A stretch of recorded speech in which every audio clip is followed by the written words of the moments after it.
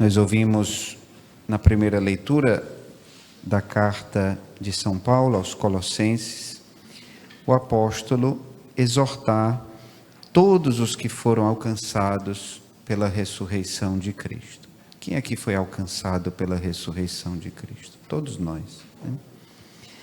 Para que nos esforcemos em alcançar as coisas mais altas, para que nos esforcemos, como dizia o beato Pier Giorgio Frassati, jovem italiano, a caminhar para o alto, sempre para o alto, subindo as montanhas, aspirando às coisas celestes e não às coisas terrestres. E ele diz que a nossa vida deve estar escondida com Cristo em Deus. Nos convida também a fazer morrer o que nos impede de alçar aquilo que Santa Teresa de Ávila chamava o livre voo dos filhos de Deus. E por isso, tirar da nossa vida, declarar guerra, como dizíamos no fórum nesse fim de semana, declarar guerra ao pecado, a toda imoralidade, impureza, paixões desordenadas, aos maus desejos, à idolatria, né? E também toda ira, irritação, maldade, blasfêmia, palavras indecentes e mentira. Dá para fazer assim uma boa lista de revisão de vida, né? Com esses pecados que São Paulo enuncia. E nos diz ainda que nós devemos nos revestir do homem novo que se renova segundo a imagem de Deus. No Evangelho das Bem-aventuranças, segundo Lucas, interessante que o Evangelho começa dizendo que Jesus, levantando os olhos para os seus discípulos, disse, né? Aqui é no Evangelho de Lucas, mas no Evangelho de Mateus, Jesus está é chamado o Sermão da Montanha. Então, segundo o Evangelho de Mateus, ele proclama esse Evangelho, digamos, na montanha. Como é que se o povo estava embaixo, para que ele levantou os olhos, né? Assim, é estranho, né? Então, esse levantar os olhos, de certa maneira, é como se Jesus visse uma estatura diferente, né? Olhasse para o alto, quase que convidando cada um de nós a olhar para o alto, a pensar numa estatura espiritual que nós ainda não temos, mas somos chamados a ter, né?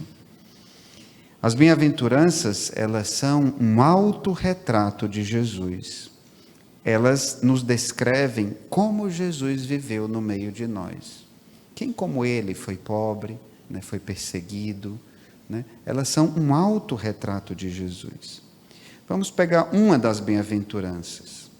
Bem-aventurados vós que agora tendes fome, porque sereis saciados. O Jesus que nós conhecemos não foi aquele que se apresentou faminto e sedento em meio a nós, como quando ele disse à samaritana, dai-me de beber junto a um poço. Sua fome e sua sede, o mundo não podia saciar, ninguém podia saciar. Só nós podemos saciar a sede de Jesus, né? Porque como nós lemos no catecismo, Deus tem sede de que nós tenhamos sede dele. Diz ainda o catecismo da Igreja Católica que Deus é um mendigo do homem e o homem é um mendigo de Deus, né? E ao mesmo tempo, Jesus que pede de beber, ele se apresenta como o pão da vida, como a água da vida. Jesus conheceu também a felicidade dos que choram. Não foi ele que chorou sobre Jerusalém e que chorou também a morte do seu amigo Lázaro? Estava lendo um livro do cardeal Tolentino, no qual ele diz: Deus tem sede que a vida dos seus se torne bem-aventurada.